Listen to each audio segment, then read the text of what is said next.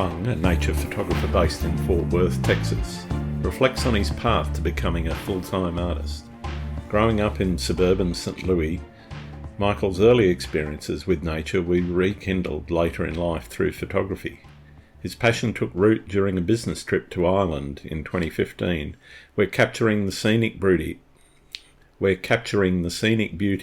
sparked his love for landscape photography. Since then, Michael's dedication to photography has deepened, with his work from 2019 onwards truly reflecting his evolving style. He adopted a more reactive, mindful approach to photography, focusing on capturing moments in nature without preconceived expectations. In 2020, Michael began offering online photography presentations and launched a YouTube channel focusing on Lightroom Classic tutorials and his creative process. By 2021, he expanded his business by investing in a professional large format printer, enabling him to produce fine art nature prints with complete creative control. In 2022, he released his first limited edition print portfolio, Look for the Light. Since leaving his corporate career in 2020, Michael has pursued photography full-time, offering services in the Dallas-Fort Worth area while continuing to share his work and insights through his website and newsletter. We talk about the emotions of photography, how he made the decision to jump to full-time photography, and much more. I hope you enjoy the show. Hi, Michael. Welcome to Landscape Photography World. How are you going? I'm doing well. How are you, Grant? Yeah, very good, very good. As some people might notice, with my background, I'm sitting in my motorhome out at Broken Hill, which is in the far west of New South Wales today. So it's something a little bit different. I don't always get a chance to do these from when I'm traveling, but when I do and I'm in a town, well, Broken Hill's a city, but when I'm in a city and traveling, then it becomes possible. How about yourself? You're in Texas, I believe, Dallas, Fort Worth? Yep, or Fort Worth, Dallas, Fort Worth, Metroplex, whatever you want to call it. The airport's about 30 minutes between me and Dallas. Okay. I'm on the western side of the Metroplex. Sure. So why is Michael Rung a landscape photographer? Yeah, so this is one of those questions we were talking about before we hit record that I knew was coming, and I probably haven't mulled it over as much as I should have. But ironically, I have been thinking about this in the last month or so and even longer. But shameless plug, I just put a blog post up recently about why I shoot. Yep. It was a question posed on the landscapes photographer worldwide Discord, and it got me thinking. And for me, I think like many people, your motivations and your goals and everything may change over time. But for me, photography at its ultimate core, not to be the cliche, but it's my mental escape, my mental therapy. It's where I find my sense of mindfulness that I seem to struggle to find anywhere else in life. That's really the biggest piece that I get out of it. And one of the things I talked about in that blog post is how those motivations have changed over time. When I first started out, I had this grand vision of being, and I think I wrote it in the post, but it makes me cringe now, but I wanted to be a travel influence photographer and travel to all these amazing places and get paid hotels for doing it. And right, yeah, why not? But now I look back on that and wonder what I was thinking. But so originally it was starting off with that. And of course, the usual wanting to share my travels and experiences with my family and my friends. What really got me into photography was moving to Texas and being in a completely new area and just going out and exploring. And it's really the first time I'd gone out and hiked since I was probably a kid, and exploring the woods in my parents' neighborhood. I was starting to play around just with the camera phone and that. And then through work, I had the opportunity to start doing some overseas traveling. And that's what spurred the whole, I want to be a travel photographer and everything. Yeah. But over time that shifted, and I still enjoy sharing my experiences and what I've seen and what I've witnessed with others, especially those that I know haven't had the opportunities to have those experiences firsthand. But like right now, I had mentioned it's been a hectic couple of weeks. There's been a lot going on in the personal side of life again. Yeah, sure. And I've got that itch. I just want to be out in nature where it's calm and quiet, and I can get off on my own with the camera and just lose myself. So I think at the core, it's for my heart and soul. And in addition to that, it's how can I share that with the people that I love and care about the most. Yeah, nice. One of the other things that strikes me, not just about your photography, but in general, your communication style, you do a lot of writing and blogging. How did that start, and what role do you see that it has as part of your photography? I don't really know what started it necessarily, other than just, again, oh, I should have a blog, so let me do a blog. I've always enjoyed writing. Again, Yep. when I was a kid, I would write all kinds of crazy short stories and Cool. everything. But again, as I moved into adulthood, all that stuff fell by the wayside, and all my writing was related to emails and PowerPoint presentations and things like that for work. Part of it is it's scratching another creative itch that I used to enjoy. I'm not writing fiction. I do believe in authenticity in my writing, but it's still, I try to get a little creative with the phrasing and the words I'm using, and trying to tell the stories of my experiences. And then that's a big part of it too, especially this year I've done a lot of writing, whether it be trip reports after the fact that sometimes tie into videos on my YouTube channel, other times don't. Trying to do a better job, frankly, of taking the random jumble of thoughts and ideas and opinions and everything in my mind, and putting them on paper, so to speak. Writing about why authenticity in photography is so important to me, especially nature photography these days, with the advent of AI. Sure. Stepping things up even further in terms of being able to easily misrepresent your experiences, or just great experiences that you never actually had. So Yeah. I think at this point of my journey, I hope at least that I have thoughts and opinions that may be of interest to others. But again, it's another creative outlet. The video is another creative outlet for me. It's something where I can learn new technical skills, which I'm geeky and nerdy when it comes to the tech stuff, but it's ultimately that creative piece that if I can't get out with the camera, such as in Texas, where it's going to be almost 100 degrees again tomorrow, I've got these other things bubbling in the background that can kind of scratch that itch, so to speak. Yeah, nice. What do you see as being your greatest influences and the things that have helped you shape your style? I've talked about this before. When I first started out, beyond the whole travel photography thing, when I started going down a little bit more the path of nature photography, and that I think it was 2017, I went out for the first time with a group of people from the Dallas photography group that's on Facebook. And that was the first time I ever shot the Milky Way or star trails or anything like that. I started off, much like anything, when it's new and shiny, you're all in on it. And you think, so this is what it's going to be. And I'm going to be the next Michael Shainblum. Back then, that he was primarily focused on that kind of stuff and time lapses, or Sean Parker out in Arizona.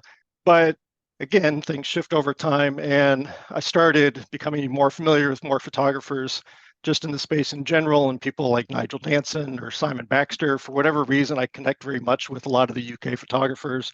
Yeah. I'm incredibly envious of the woodlands, the opportunity for fog that happens like 3 times a year here in Texas. Yeah. But I would say, in terms of my current style, I guess you could even say, again, another UK guy, but Alex Nail, definitely Simon Baxter, a big influence. Joe Cornish, again, became more familiar with the names in the space and going down those rabbit holes. I really liked their style of, some of them you could argue there's that subtle painterly effect, but it's not so crazy over the top and getting into crazy overdone Orton effect and things like that. So I think just naturally I've evolved over time, where in the early days I would really force edits, and it was more centered around the fact that I wasn't putting myself in the right place at the right time with the right conditions, or what have you. So the photos themselves to begin with were very flat and blah. I'll just paint in some light, or really ratchet up the contrast or the saturation or whatever. But again, evolving over time and learning, going back to why I'm a photographer, why I shoot, I want to share my experiences. So if I'm quote unquote falsifying those experiences or making them out to be something that I didn't really see and witness and feel, that type of editing wasn't resonating with me. And quite frankly, too, it's a hell of a lot more work, as opposed to coming home with some shots that are already well composed and you found the right moment with the right light, or the right composition or what have you, and they're a heck of a lot easier to edit than nothing better than opening up a file and going, all right, right, bang. maybe put the standard profile on, a couple I'll tweaks, and I'm good. So so where I used to, gosh, I would spend hours and hours on a single photo, and honestly, at the end of the day, it still wasn't very good, but it's the whole trying to polish turd analogy. Hmm. And now it's not uncommon for me. I can sit down and pretty much feel like I've got the edit more or less done in maybe 15, 30 minutes max. And it depends on the scene too. Like I've been doing Yeah, a lot of editing of green photos. You can see this one on my screen here of lush forest and things of that nature. I find scenes like that with a lot of green are a little bit harder to process and get looking right. So it depends. It's a lot more fun and fulfilling to come back from a trip with hundreds of frames and be able to sit down and knock through them pretty good. And I still let things yeah, percolate and come back with fresh eyes and everything to take a look at it when my eyes aren't bleeding colors after sitting at the computer monitor for a few hours editing. But for the most part, with my style where it's at now and the representational photography I try to embrace, my editing process is pretty quick and not dirty, but just quick and to the point, and I can get in and get out and move on to the next thing much, yeah. much, much quicker than I used to be able to. Yeah, and I think what you said earlier about being able to get most of it right in camera and say, okay, I've got the right light, I've got my composition nailed, I don't need to do too much to this, is a great thing. That said, some people go down that artistic route. Has that been? You mentioned that you played around a little bit in that space early on. Is that an area that you still play around in at all? If I do, it's going to be either on black and white Yep. or much, much smaller scenes that are not representative of the greater experience as a whole. If I Yeah. see just a little vignette of leaves and rocks or Yep. whatever, I might play with the contrast and colors and things like that more than I would on a broader vista, certainly, or anything like that. I don't shoot a lot of really broad vistas. And again, this is something I've written about recently of Hmm. I again, like many photographers, over time, I was drawn more and more to the smaller scenes. And for me, my argument always was, hey, if I'm going to these places and taking photos that any person or anyone else can roll up with a cell phone and take the exact same composition, I'm not really exhibiting a whole lot of creativity there. Yeah. So I got my 100 to 400, and that was just like an epiphany moment. And I think the first year I had it, something like 75, 80% of the photos I published that year were all with the 100 to 400. But then over time, again, having that push and pull between what got me into photography and wanting to share my experiences and realizing that I'm coming home from these trips with a bunch of photos that, while I think they're beautiful and I believe other people would agree, Mm. they don't really show the place. They show the soul of the place, but they're not showing the place Yeah. itself. So You're again, bringing out something, elements as opposed to the experience. and the analogy I used in the post I wrote was it'd be like rolling up the tunnel view and strictly having a pair of binoculars to your face and never taking in that grand vista. You're just taking in little snippets, not getting that Yeah. full experience. But anyways, back to your question. I went on a tangent, but That's yeah, fine. I especially black and white, I will get far more aggressive in terms of contrast and texture and clarity and all that stuff that I would never really do on a color photo, certainly. Mm. Again, I feel like I'm already quote unquote misrepresenting what I saw and experienced because I didn't see and experience it in black and white. So I Yeah. feel a Yeah. little bit more freedom there. And then the small scenes, again, I'm not expecting anybody to go out and try to go to the exact patch of dirt. I happen to be standing where I saw this interesting collection of leaves and mud cracks or something and then try Yeah. to replicate it and then be disappointed because I ratcheted the contrast up too much or something. So it really depends. But typically those two kind of genres or subgenres would be where I really still tend to flex. Again, in certain cases, a little bit more creative muscle, so to speak. Yeah. Yeah. You mentioned before we started the recording that you were heading off to Utah. So Mhm. what's the plan there? Is there a plan? Yeah, so hopefully I'm going to Utah. I don't quite want to discuss it publicly, but yeah, we've got some stuff in our personal lives again that keep rearing up. 2024 has been a heck of a challenge with a lot of stuff going on that hasn't been real fun. And we just got hit with something again a couple weeks ago. But hopefully, I don't know yet for sure, but hopefully I'll be leaving here in about, what is it, 16 days to go to Utah. Mm. And is there a plan other than generally knowing where I'm going? No. And that's something where, again, especially as I moved away from that, I'm going to be an astrophotographer where you have to do a lot of planning Yep. Yep. and research and pulling out photo pills and everything. I have found that going in with very minimal plan, like I said, I know the region I'm going, I Hmm. know vaguely where I will go to find campsites on BLM land. I can free camp. But other than that, I don't have anything there. And I find it can be more challenging, but it's also more interesting because you don't have those preconceived expectations built up of, Yeah. okay, I'm going to go out for this specific thing. I got to have this epic sunrise or amazing sunset or dramatic clouds or whatever that you may preconceive in your mind's eye.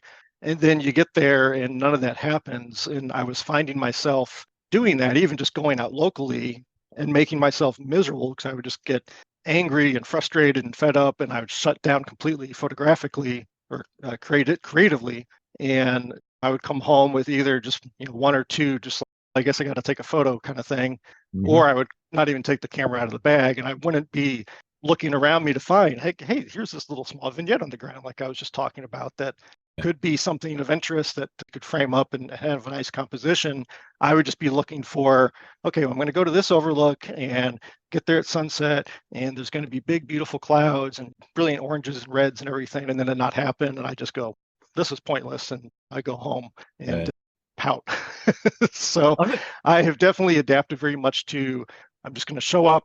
I'll do a little bit of research. I'm fairly familiar with this part of southern Utah where I'm planning on going at this point, but there's still areas. I've only been going there a few years, so there's still plenty of areas that I haven't personally been to. So I've familiarized myself with places, but I'm not like pre-scouting compositions or looking at other yeah, people's right. work necessarily to say, oh, I want to go there and get that shot with those conditions, because odds are it's not going to happen. Yeah. So I just find it much more relaxing and enabling and really empowering from a creative standpoint to just show up and go, okay, here I am. I'm going to start wandering. I'll go on a hike down this trail and see what I see and go from there. It's not for everybody, but that's how I really find that I operate the best from a Mm. creativity standpoint. Yeah. I think every landscape photographer kind of goes through that phase of I'm going out, I'm going to see this, and I want to get that shot of whatever it happens to be, whatever Right. that Right. iconic landmark or scene happens to be. And Yep. finding themselves going through that cycle of disappointment and realizing, hey, you're going to get the conditions you're going to get, and you better learn to deal with it. And I Right. think that's an important lesson for a lot of people in Hmm. starting out in landscape photography is not necessarily, and I want to separate that from pre-visualizing an idea or a concept of what Hmm. it is that you want to capture from Yeah. I've set these expectations and this is what I want to see and this is what I want to get conditions wise. And if those things don't happen, then I'm going to get rather disappointed. And Right. Yeah. I think It's the whole. No, sorry. Good. I was going to say, I think in moving on from that disappointment phase and that setting expectations phase to saying, okay, whatever the conditions are, I'm going to shoot regardless. Hmm. I tend not to go out in horizontal rain because that's just Yeah, I'm a little bit of a wimp when it comes to stuff like that. And of course, in Australia, I of don't course, mind a bit of the joke, rain, but yeah, right? In the Australia, the horizontal joke stuff. is you step outside and you're going to get attacked by whatever weird animal is down there and kill you. Here in Texas, if you go out in a bad storm, you might get hit with softball size hail. So, Well, that's I'm it. Yeah. pretty cautious when it comes to going out locally in bad weather. And where I go in southern Utah, especially some of those areas you don't want to be when there's a chance of bad weather because of the flash flooding and that. But Yeah. back to the pre-visualization thing, the first trip I went on where I really embraced that was back in 2020. I went to the Out of Yosemite conference put on by the Out of Chicago folks. And going into it, of course, I've been looking at the forecast. So I already knew that it was very likely we were going to have clear blue skies the entire week we were there, which is not what anybody hopes for, of course, going to Yosemite with the amazing grand views. Yeah. But in my mind, and that was actually the first trip too, I had the 100 to 400. So I was excited to try that out and knew I'd be looking at some smaller compositions just inherently through that. But in my mind, I equated it to, I assume you're familiar with the Blue Angels. Blue Angels preparation, where they're all sitting together and they're going through and pre-visualizing it all mentally and the timing and everything. That's how I correlated it to, and I'd be driving to work and thinking, okay, well, if I've got blue skies, I've never been to Yosemite, so all I really know about it are the iconic spots. Yep. But what kind of other things could I look for to not necessarily take advantage of the blue skies, but to still be creative and find those compositional opportunities Right. when faced with blue skies in this location where, of course, everybody wants the dramatic fog and mist in the valley and stunning sunset skies, which I was fortunate to have the first night I arrived there. Nice. That was the only time I really saw clouds. But just yeah, like I just remember being in the car driving to and from work when I was still at the corporate job at that time, and just really thinking, like, oh, yeah, this sounds hokey, but take on that mindset of that Blue Angels pilot crew or whatever, visualizing what are you going to do in this scenario? What's at this step? What's at that step? A little bit different, obviously, in terms of I'm not counting seconds to bank right and left, Yeah. everything, but just putting myself in that place and time, preload some things in the back of my little creative consciousness that I could hopefully pull out when I was there on the ground, so to speak. Cool. One of the things that I'm interested in is that link between communication and photography. And as we've already alluded to, you're quite the communicator with your written words, etc. Do you try to shoehorn stories into your photography, or do you let the photography tell its own story to the viewer? Very occasionally, I'll go out with maybe, oh, if I could find something like this and just have a hazy visualization in my mind. Occasionally, I'll go out with something like that in mind, but it's still not anywhere near that level of setting some crazy expectation for conditions or whatever ahead of time. But typically speaking, and especially since I do go out with really no plan, and I referenced it earlier, if people ask what kind of nature photographer I am, I'm leaned into the whole I'm a reactionary representational photographer, a mouthful, but I react to what I'm given as I'm just out walking, hiking, whatever, driving along, and I see something, I pull over, and I'm looking for representing what I saw and experienced and felt and everything. But I have found, especially, I mentioned 2024 has been a crazy year. Really, I'm taking this on a tangent, but it's related. Yeah. That's fine. Since I've gone full time, Tangents are us. Yeah, exactly. I'm great at those. So since I went full time photography at the beginning or the end of January of 2022, I was actually just saying this to my partner Heather just last week when we got hit with this latest little challenge in life. It almost feels like I've been a bit snake bitten in terms of luck in my life. And that first year, I had health issues that really went throughout the year that really held me back into what I was hoping to accomplish and get out and do and everything. The next year, right as I was getting myself on an upward swing, I took a slide back again. And then, the dog that I had is my first dog that I had as an adult out of living at the parents' home. We had to say goodbye to her. Then at the start of this year, my mom out of nowhere, we went and visited at the end of January. Everything was fine. And by end of March, she was gone. So there's been a lot of loss and gut punches and emotions and everything. And I've found that all of that has made me, again, I'm not going out looking for very specific things, but just themes or ideas that correlate back to those feelings of loss. And last year, when our dog got sick, we just had this phenomenal wildflower season in North Texas here.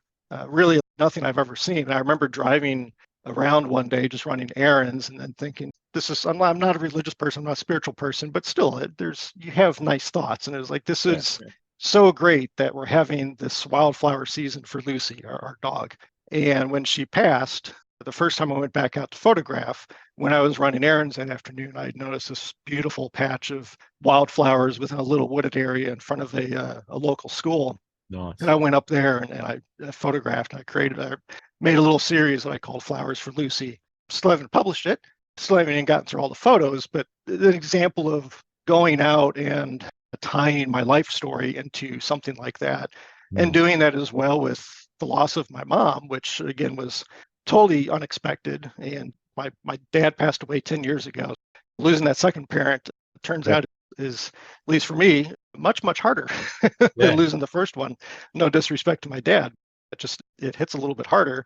And going out again, I was in Utah just for a brief kind of unplanned trip, tied onto a different trip that I went out to Lone Pine, California for a photographer meetup. But even on that side detour I made to Utah to get back to my happy place where I know I can find some peace and solitude and calmness, but still having in mind just that theme of loss and frankly death and everything, and being at my local park and having that same thing. I've got a photo that is in my new ebook that's coming out that thing I called it floral embrace, but it's very much a scene that I did have visualized of this fallen dead tree branch, but it's surrounded by wildflowers growing up around it. And that was very much something that I had my mom. My mom's been in the forefront of my mind in all the outings I've gone on since. She was my number one fan, but that is very much the case of going in and having a pre-visualized concept, but also the story kind of tied to it. And I may not even talk about it in the caption of the photo. I probably will, but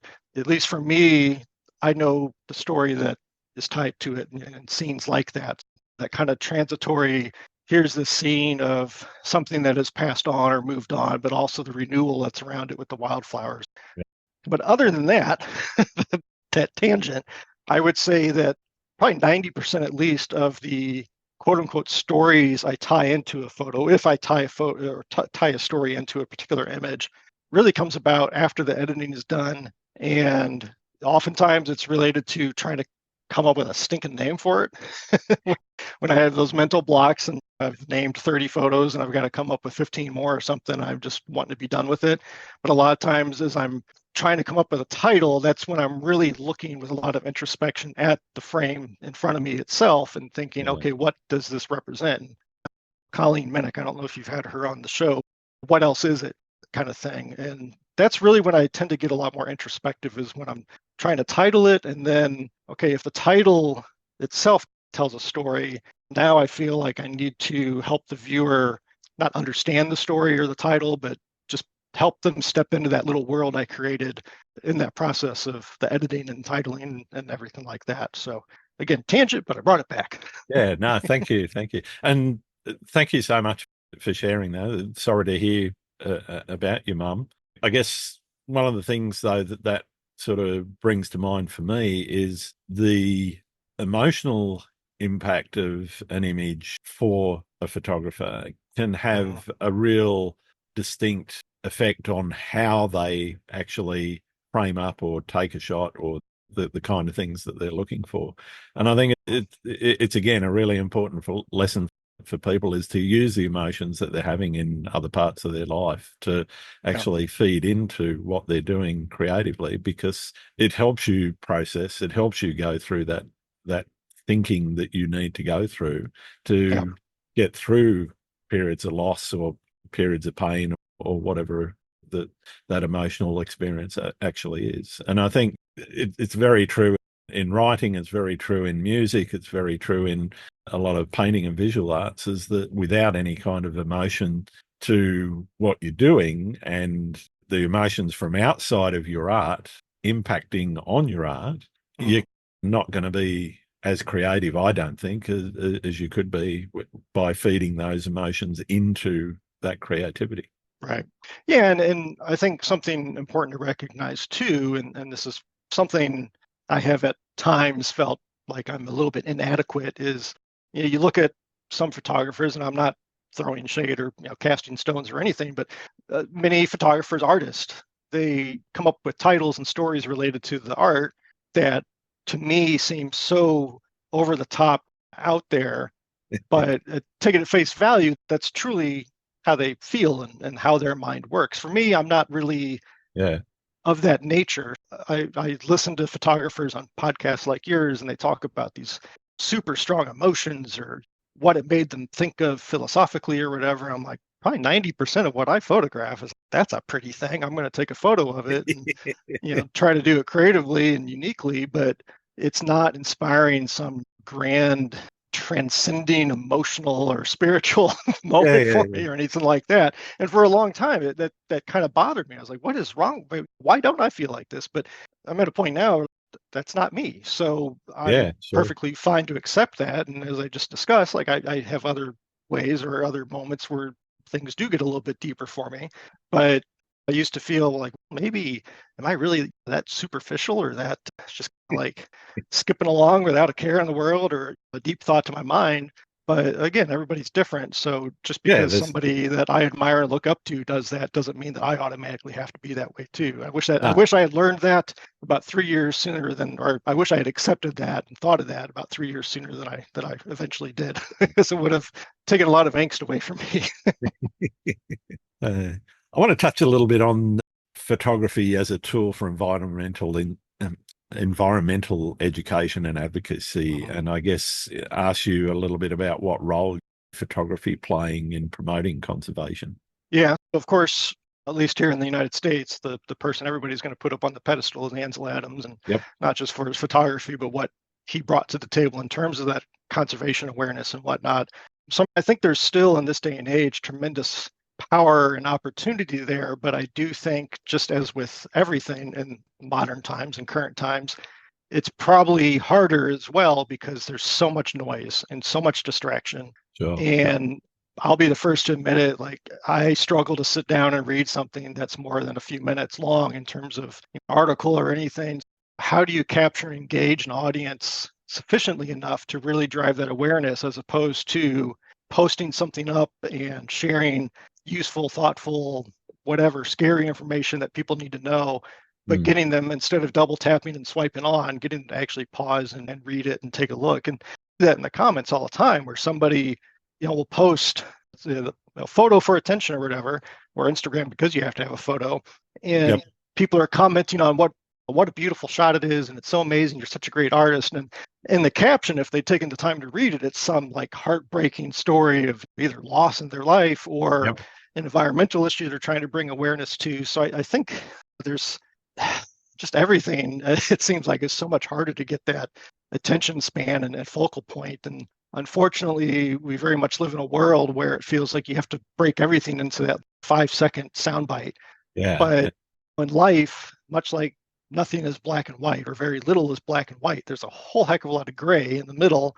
You can't have deep, thoughtful, informational, educational conversations with people, or even just captions or articles of people, if they just want to read 2 sentences and move on, because a lot of these situations are so nuanced and complex, and whatever stance you may fall on, oh, this is A and everybody should think this, but you start going down that rabbit hole a little bit further and you realize that there is another viewpoint, or there's, again, maybe there's some in between ground where some compromise can be made, or what have you.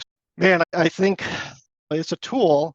It's a tool that, frankly, where I feel some inferiority of late is in this area, is I go to these places that I love. I love Southern Utah.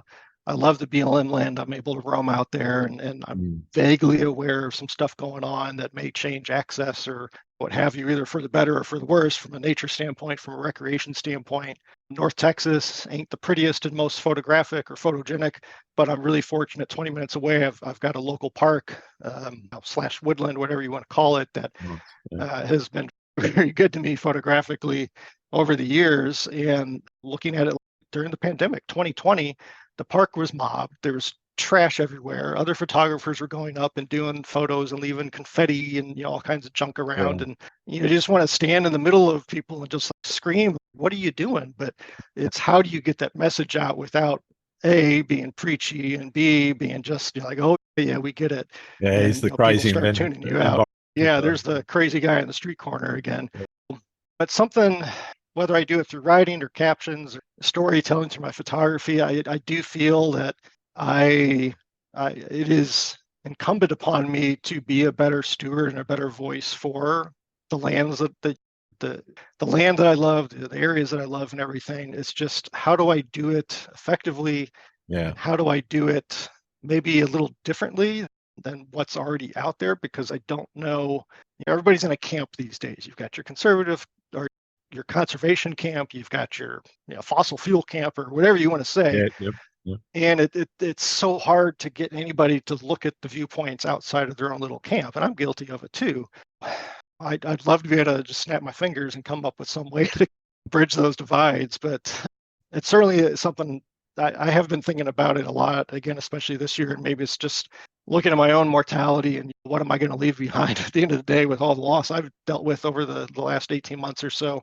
And I'm only 46, but suddenly it feels like, oh gosh, that's I'm probably more than midway through my life here. What can I do? You get to 60 like me. Yeah, some days I feel like I'm already there.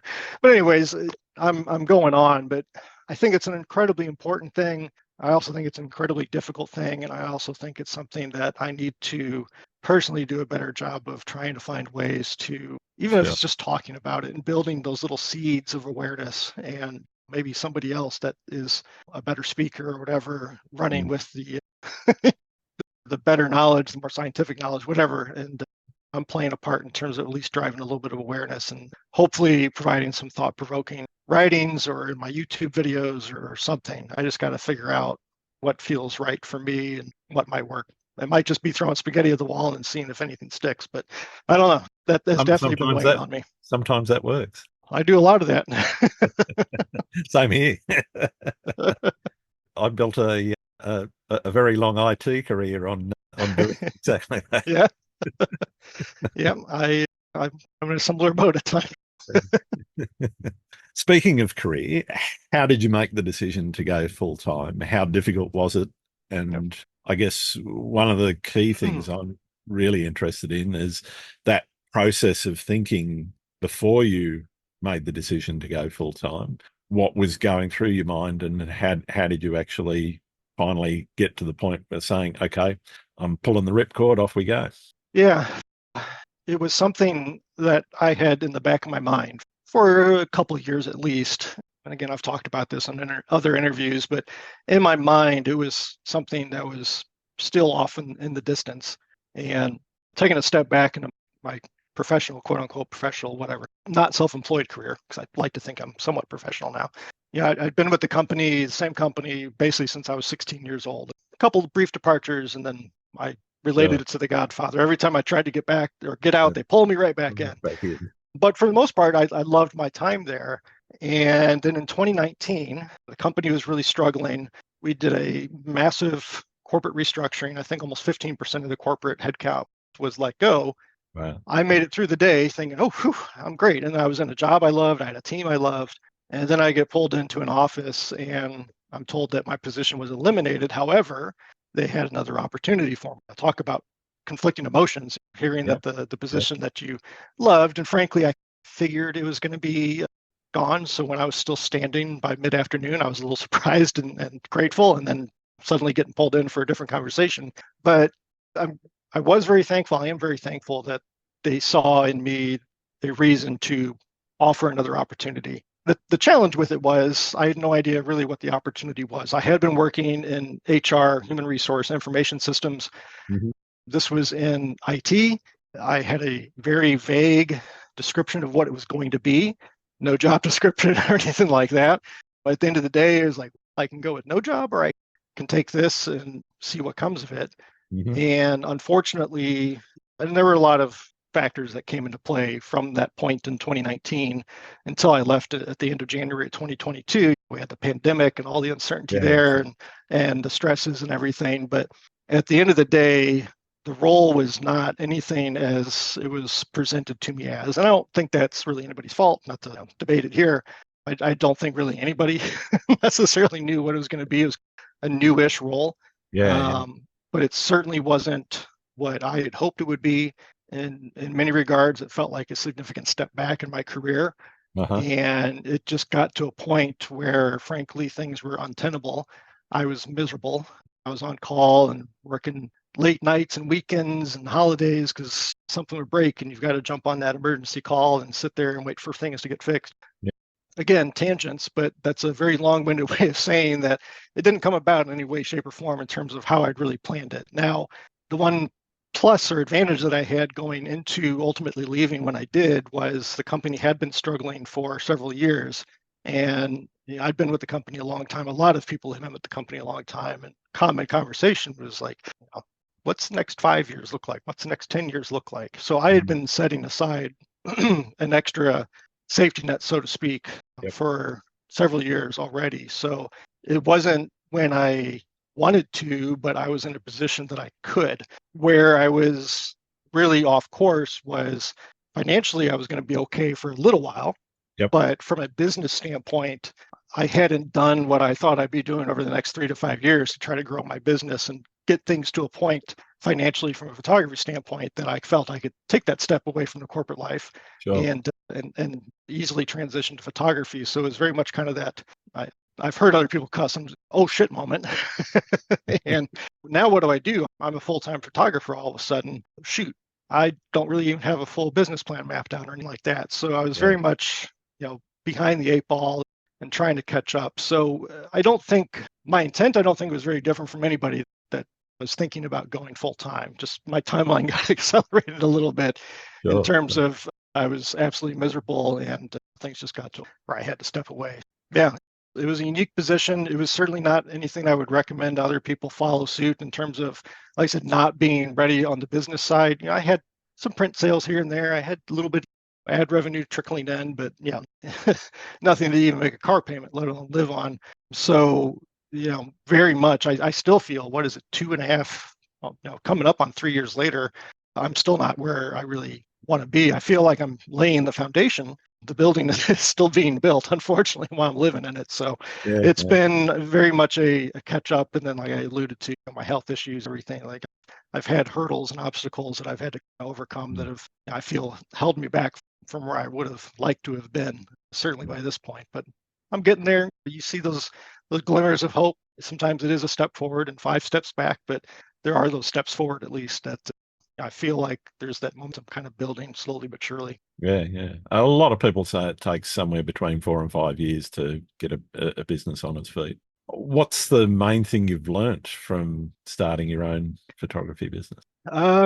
Probably the biggest thing, frankly, is just how different it is to be a self-employed business owner versus working for a corporation where I always had a boss and I Yep. was very self-driven and motivated, but ultimately there are always company initiatives, directives, goals, profit targets, whatever, tasks to be done, yada, yada, yada.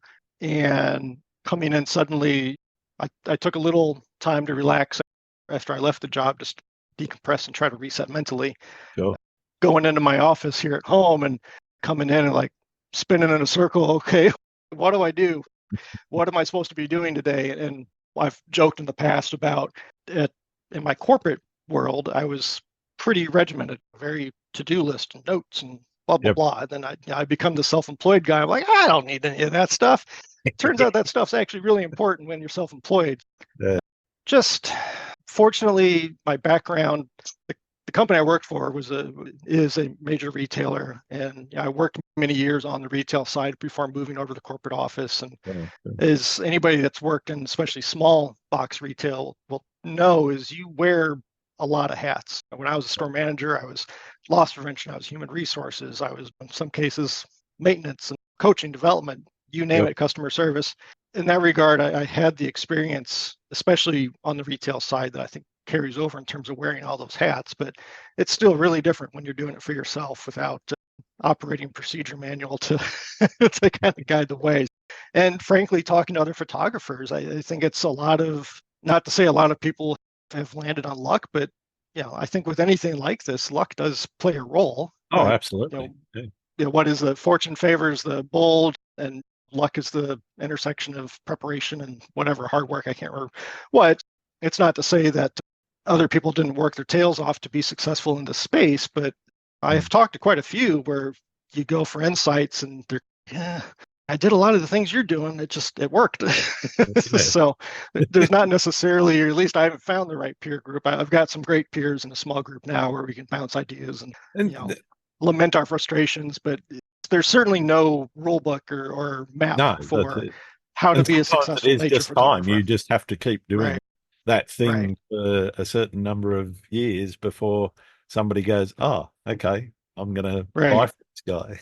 Right, and hopefully that savings decline versus the photography income incline, they Yeah, line up at crosses the over right point. before Right. the savings disappears. Yeah, Yeah. exactly. Exactly. You talked about wearing many hats. How do you manage doing that? Because you're the CEO, you're the chief marketing officer, you're the chief financial officer, chief photographer, et cetera, et cetera. How do you Yeah, wear those hats? haphazardly. Again, it's something I would say every day is an opportunity to try to get more structure in my business life and in what I'm doing day to day from a managing the business versus being creative and artsy fartsy from a photographer standpoint.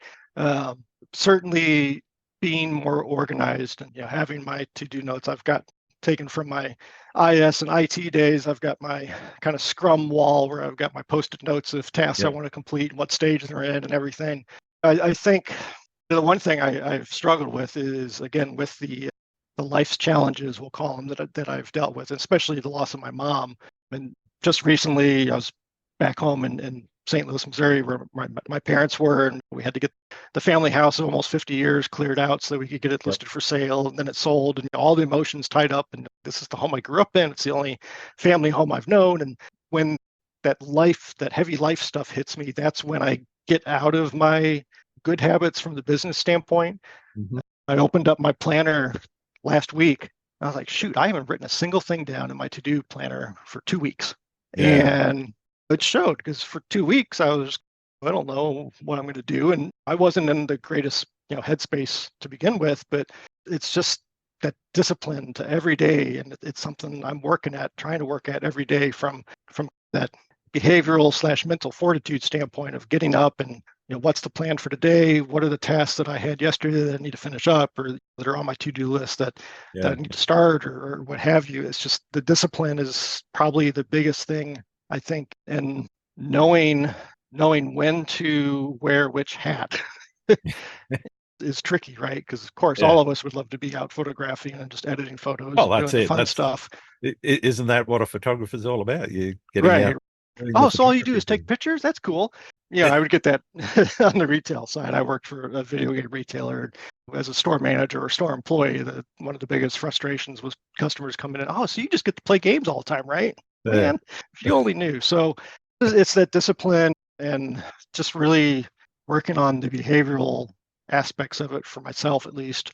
And getting in the routines and sticking with the routines, and especially when life gets tough, because let's face it, life is always going to have its challenges, and especially, it seems as you get older, they just come faster. That makes that routine and discipline even more important. Or the routine and discipline will put you in a position where you can step away for a little bit and focus on what's the most important in your life, and then step right back in and pick up the baton, so to speak. Yeah.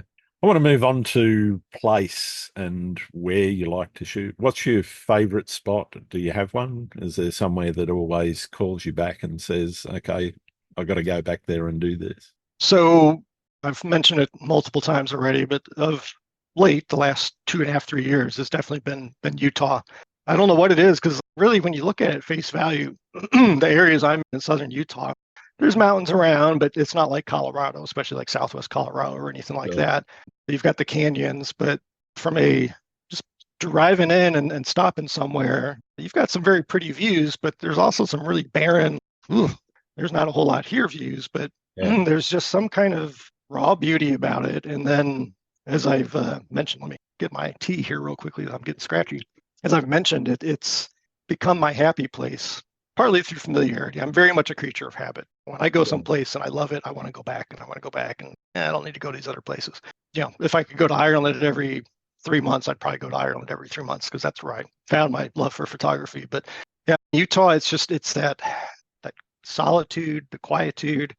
Eric Bennett's latest book probably says it best. What is it? Space, stillness, silence. I'm butchering it. I don't know where I've got the book right now, but those 3 things, you can drive out of Page, Arizona, and within 45 minutes, I'm on Cottonwood Canyon Road, and I may not see another car for hours on end. And I can go out hiking in the canyons, and I might see some people here and there, but then I've gone other days where if I didn't go into a town, I didn't see a single soul.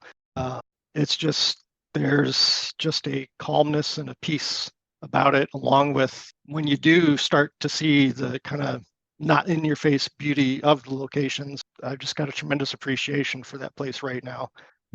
But like I said, it's also for me a thing of familiarity. I've always been like that. My partner and I, we went to Italy, and like, all right, every vacation now we're going to Italy. She wants to go other places, but for me, it's that, hey, I know this is great, so let's just go back there. But like I said, if I was living in Ireland, quite likely I would just be perfectly content to go around and photograph in Ireland, because that was my first muse, or whatever you want to call it. But definitely Utah. I really hope I can get on this trip in a couple weeks. I could use it. And then the photography is secondary that comes along with it naturally. If you could retire at one of the places you've shot, which would it be? I'd pretty much without hesitation Ireland, if I had to choose any place. Love it, love the people, love the food, love the scenery, obviously.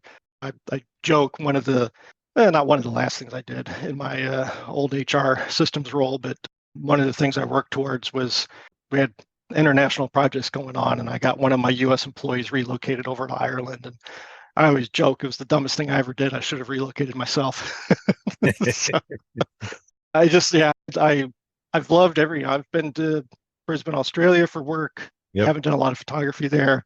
Been to Italy and Germany, and I've been fortunate to go to these different places. But from a photography slash just personal love of place, Ireland is definitely, it will always hold a special place because it's what gave me photography essentially.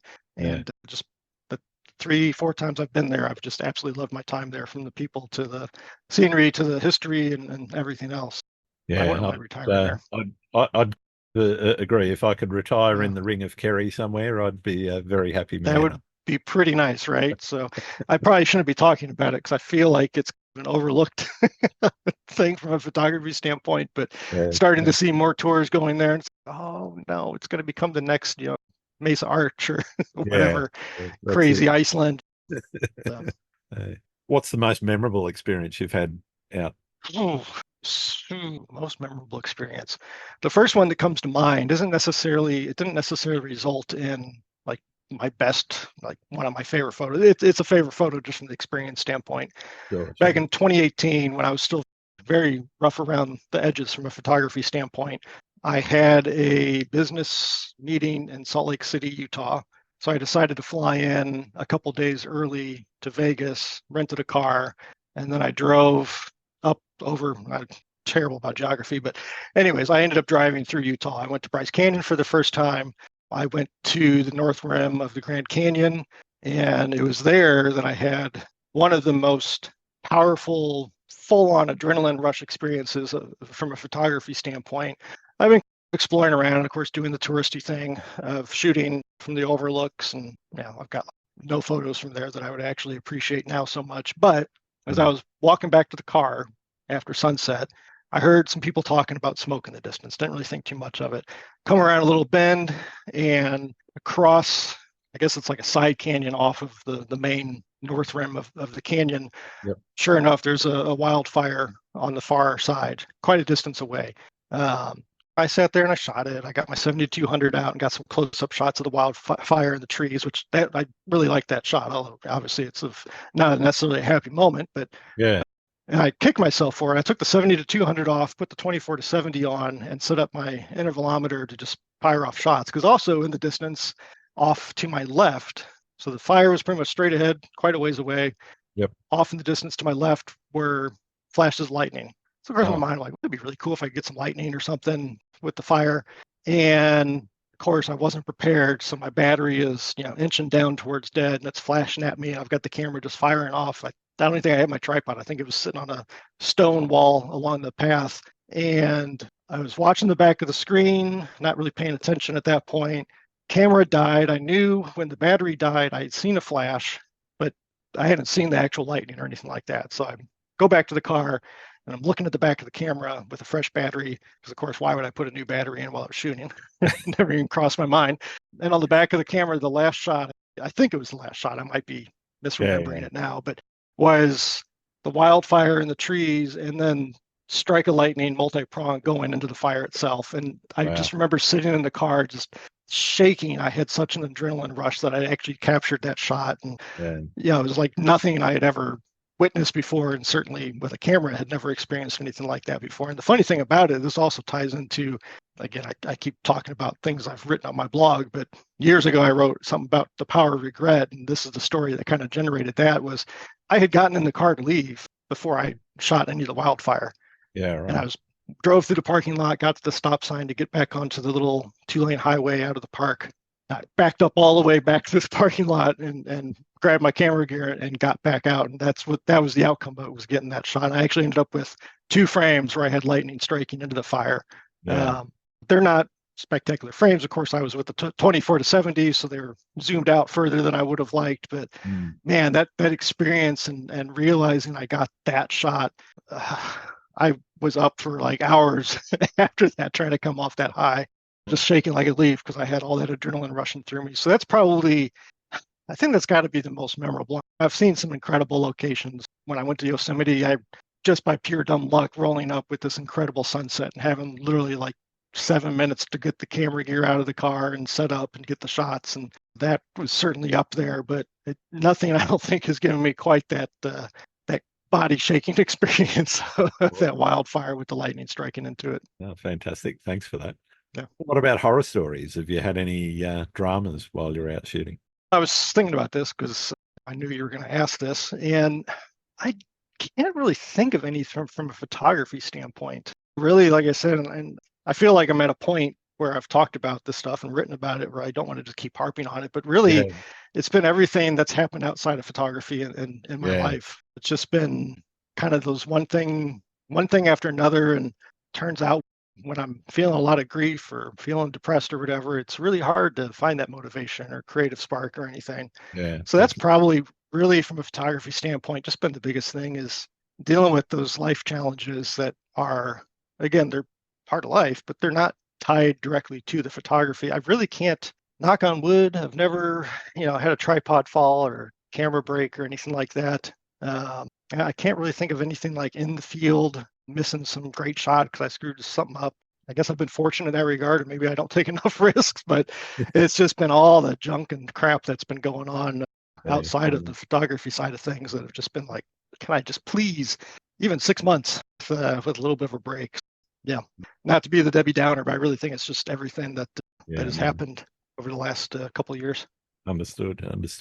Have you ever hit a creative wall? And if so, have you got any strategies that you've used to get over it or around it?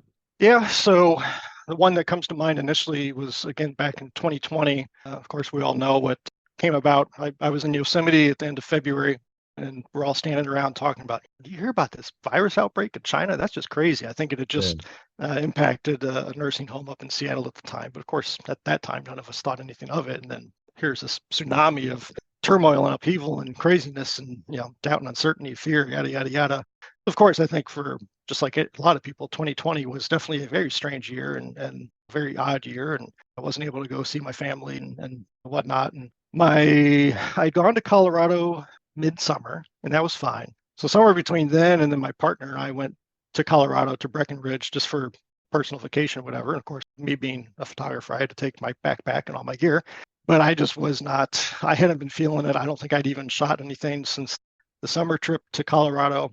And it was circumstantial. I was fortunate that while we were there, it wasn't tail end of fall. There was still color on the trees, but it certainly wasn't peak or anything like that, but still just really beautiful. And outside the Airbnb, we had condo complex. I can't remember the name of the river, but just a river, really a stream running along. And one afternoon, it started snowing, and I grabbed my camera, and that was 2020 was really a year where I went from the whole spray and pray, I shoot everything handheld and high ISO, and I don't need a tripod, I work fast, blah, blah, blah. And then realizing that slowing down actually benefited me tremendously and really is what I saw as a huge springboard in my progress as a photographer. But again, I hadn't been feeling it for a few months. So I just went out and went back to that handheld. I had the 70 to 200 on the camera, didn't switch lenses or anything. I ran around in the snow like an idiot, just on burst mode, firing handheld, firing off. I probably took 1,500 shots in the span of 35 minutes. Wow.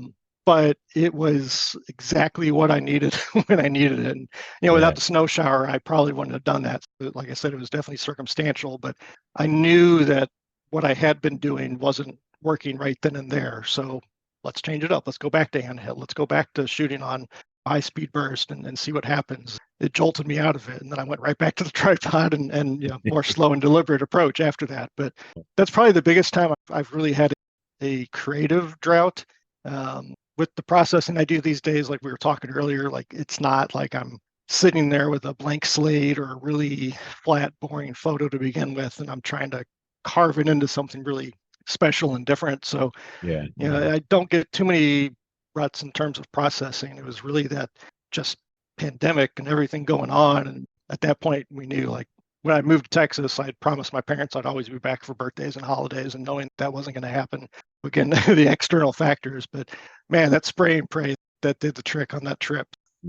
Just the advice I give others is if you find yourself in that rut, just do the opposite of what you're normally doing. If you're normally shooting grand vistas, shoot small scenes. If you're shooting small scenes, just find something different to do to find a way to reignite that spark and get the passion and excitement back again. Nice, nice. Great advice. Thanks, Michael. What do you see as the biggest challenge facing photographers right now? I think trust, again, going back to the whole authenticity thing and AI, and it's easy to say, oh, people have been falsifying things for years with Photoshop and everything. And yeah, that's true. That was an early lesson I had from when I was starting out in photography. Wonder why my stuff wasn't looking like a lot of what I was seeing on social media, and then realizing that a lot of what I was seeing on social media wasn't real. Yeah. That was a rude awakening. But with the advent of AI, especially now generative remove and generative fill and all this stuff, amazing technology. But how do you foster trust with your viewers and your audience? If you're presenting yourself as a representational photographer, as I'm trying to do, how do you foster that trust with your quote unquote true fans, whatever, new people coming into your work, etc.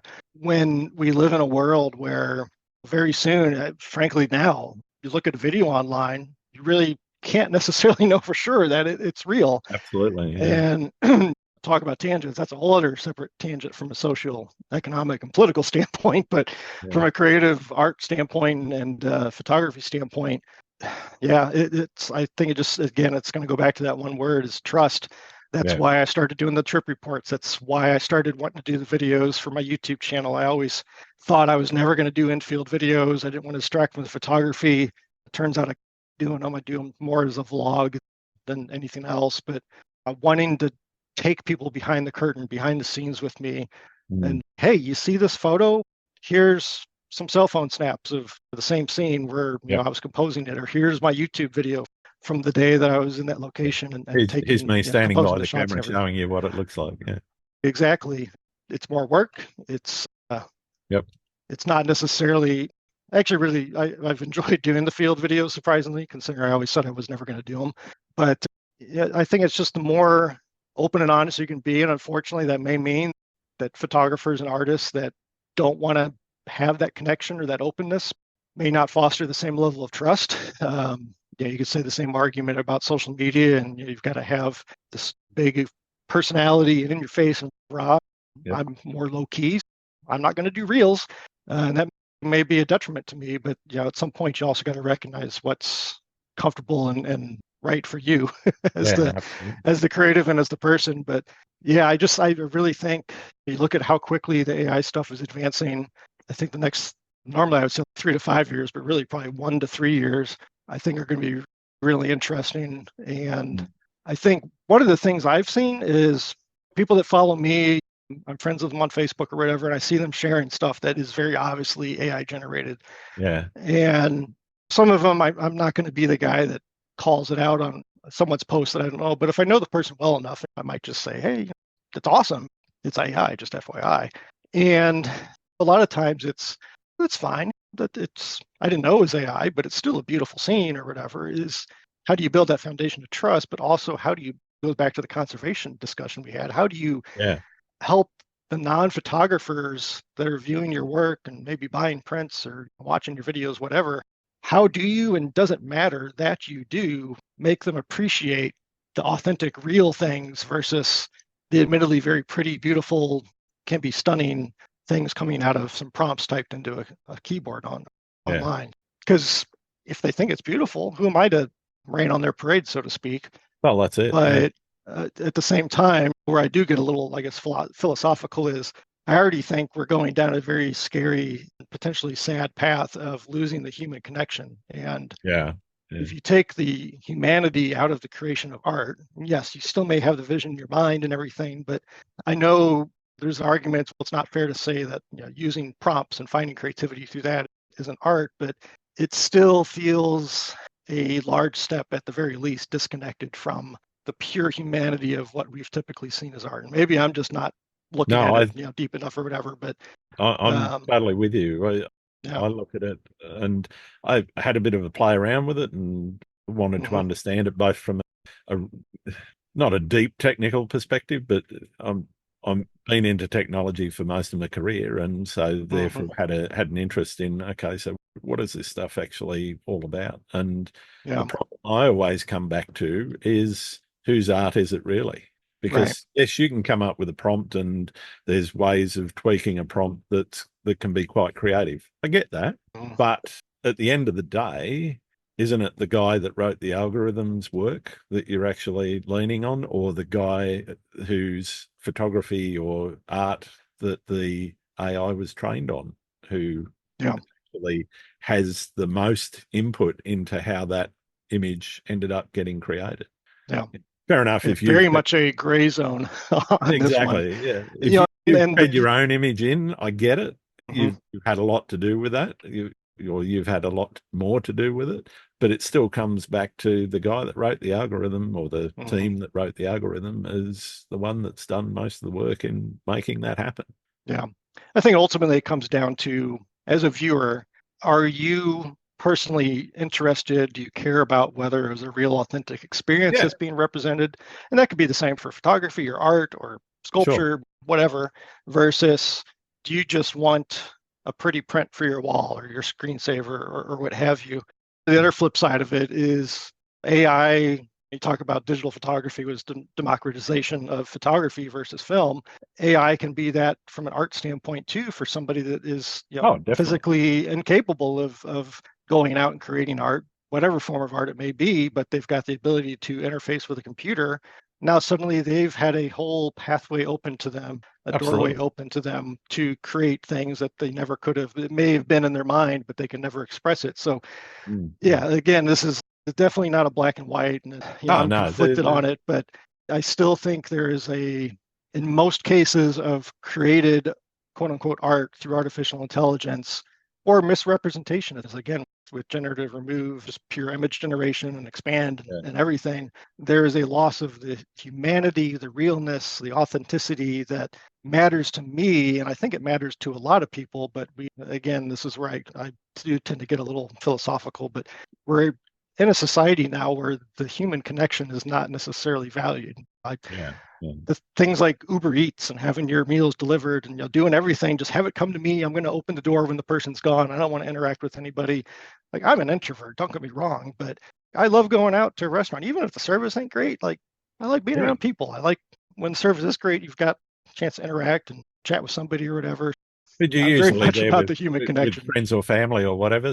It's that social Mhm. interaction that that experience is all about. Yeah.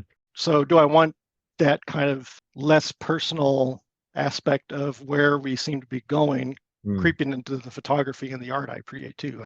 I don't Yeah. think I do. So, What's I the told you I can best? go on tangents. Yeah, as I said, tangents are us. I'm okay with a tangent.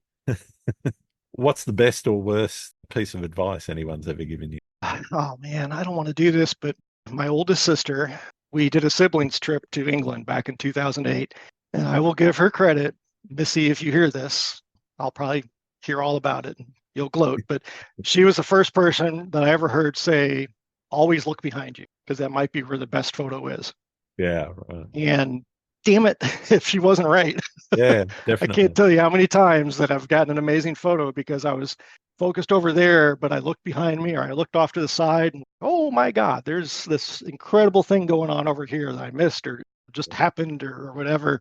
So this is a rare instance of I'll give my big sis credit for giving some good advice Nice.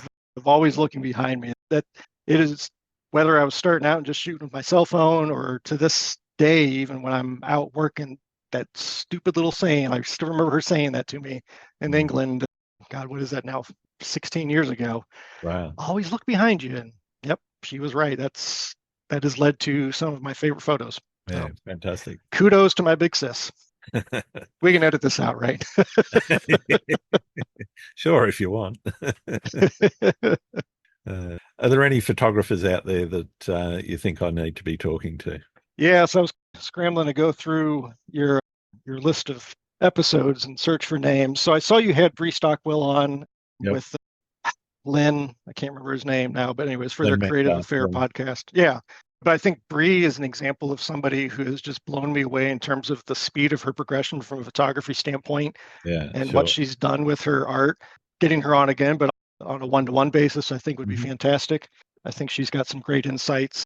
She is, I've gotten to know her a bit. I've only met her once, but whether she knows it or knew it or not, but she's somebody that has inspired and driven me to continue to push to improve my work and see things in new ways. Because truly, the speed of her progression from just coming into, I'd never heard of her, I think, until a few years ago, and to where she's at now is just phenomenal. So I always will advise people to pick her brain and listen to what she has to say. Murray Livingston is someone else I've gotten to know, again, remotely. Yep. I think he's in Scotland right now, but just phenomenal photographer. Seems like a really good guy. I don't think he's had an opportunity to do a whole lot of interviews yet. I'd love to be able to get him one-on-one with somebody. The lovely women from Outdoor Photo Alliance, Shanda Aiken, Martha Montiel, and Jeannie Summers. Oh, I'm forgetting her last name now. But anyways, they've started up the Outdoor Photo Alliance. I met them at the Lone Pine Photographer Meetup I mentioned earlier. That's where I met Bree as well. Great group of people, really doing some cool things with this new alliance that they've put together. They've got their women's conference coming up in February, and then some other conferences that are cooking behind the scenes as well. I think they recently run another podcast where they had an opportunity to talk about themselves and what they're working towards. Any of them individually would be great, but again, getting them on to talk about a new community, I think that's something, again, I'll self-promote. I wrote recently, it was tied into the Photo Alliance on the photography space, especially when so many people that we get to know are hundreds of miles or thousands of miles away. Having that opportunity to build a community and not just feel like you're on your own, especially if, like me, working full-time in it now, it's like I can go on a happy hour with other people necessarily from my job. I think anybody that's doing anything around building communities is definitely something to look at. Charlotte Gibb was another one I wrote down. A lot of the names I had thought of, you had already had on, but Charlotte Hamilton Gibb, absolutely love her work. Definitely, actually, you talk about who influenced my style and my editing. And I mentioned a lot of those UK photographers, but Charlotte, Franca Gabler, I know you had on. Their style definitely has influenced me. I love their work. When I was at the Yosemite conference back in 2020, Charlotte had just produced her box set collection of prints, and just absolutely stunning. I'm not one to get emotional and weepy, but I was getting teary-eyed looking at the prints. They were just so beautiful. And Charlotte's got a lot of great insight and everything. Every time I've heard her talk, it's been really good. So I think she'd be a good one to get on there too. So I know you were looking for a few, so I'll leave it there. But again, you've also had a lot of the ones I thought of already on the show. So when you're 160 something episodes in, it gets a little tougher. Yeah, definitely. You're number 170. Hey, look at that. I guess that's lucky. Could be. Let's hope so. Yeah. All right. Well, thank you very much for those. It's wonderful to collect a few more names for the list. The list keeps growing, and I don't think I'll run out of people to talk to. Nope. One more question, and it's one of the most important questions I think that I've got to ask everyone that comes on the podcast. Do you like pineapple on pizza? No. No? This is the other one I've been waiting for. I'm not a pineapple guy. Just texture, the thought, I've never had it on pizza. I don't like it by itself. Wow. Yeah. Maybe it's the greatest thing ever when it's thrown on a pizza, but I don't think you'll ever get me to try it. So. Oh, we do it on hamburgers as well. So a hamburger is meat, bread, ketchup and mustard, maybe cheese. If it's a good burger, that's all you need. I'm staking my flag on that. Okay, I'm going to fight you to the death on that. The hamburger with the lot, with the egg, bacon, cheese, lettuce. Oh, tomato, bacon I will accept as well. I'll accept bacon. Lettuce, tomato, pineapple, beetroot, and the burger patty, of course. And onion, and it's got to be fried. Can't have that. Okay, so see, I'm evolving. I'm not even evolving. I admit when I'm wrong and I have new information. Yes, as long as the onions are grilled or sautéed, I will accept onion. If they're raw, then they're getting pulled off. I have some very strong feelings about hamburger. Yeah, exactly. All right, it's been absolutely marvelous talking to you, Michael. Thank you so much for sharing so much of your journey. Where can people find your work? It used to be really easy. I would just say go to Michael Rung Photography on everything and you'd find me. But I recently had to restart my journey on Instagram and Facebook thanks to some crazy back-end stuff with Meta. I am now on Instagram as Michael Rung _ photography. If you search for Michael Rung, I'm it kills me. I'm paying to be verified on there. So look for the Michael Rung with a blue check mark, and it should be Sure. me. On Facebook, don't even bother because nobody seems to see Facebook posts. YouTube, it's Michael Rung Photography. My website is michaelrungphotography.com. I do a newsletter. Used to aim for monthly. Now I pretty much send them out when I feel I've got something to share to say. So it might be weekly, it might be monthly, it might be quarterly. If I got something to share, I'll share it. And again, with the fickleness of social media, as I've just gone through in the last couple months with Facebook and Instagram, signing up for the newsletter, visiting my website is the best way to stay abreast of what I've got going on. Although the website needs some updating right now, but it's about to get a bunch of new stuff on there. So stay tuned. And I think Awesome. that's everything. Website, social, YouTube. Yeah, I think that's it. I'll make sure that I get a list on the show notes as well for you. Yeah, perfect. All right. Yeah, the whole Instagram thing especially is, oh man, I was a lot of followers I gave up, but is what it Yeah, is. I thought I was going to have to start again there a couple of weeks ago. I got my account switched off because of reasons. Yeah, and managed to get it back luckily, but Yeah. just the way Meta rolls. Yep. Yeah, they're not my favorite. No, nor I. Oh, thanks again, Michael. It's been wonderful. Yeah, thanks for having me. I really enjoyed it. Thanks again for listening to Landscape Photography World. I hope you enjoyed the show and keep listening because I'll be joined by some great guests in upcoming episodes. You can find my work in this podcast at grantswinburnphotography.com, along with prints and photography gear and my calendar for 2025. I'm also on Vero, Twitter, YouTube, Instagram, and Facebook. Don't forget to like and subscribe. I'm Grant Swinburne. Hope to see you out shooting soon.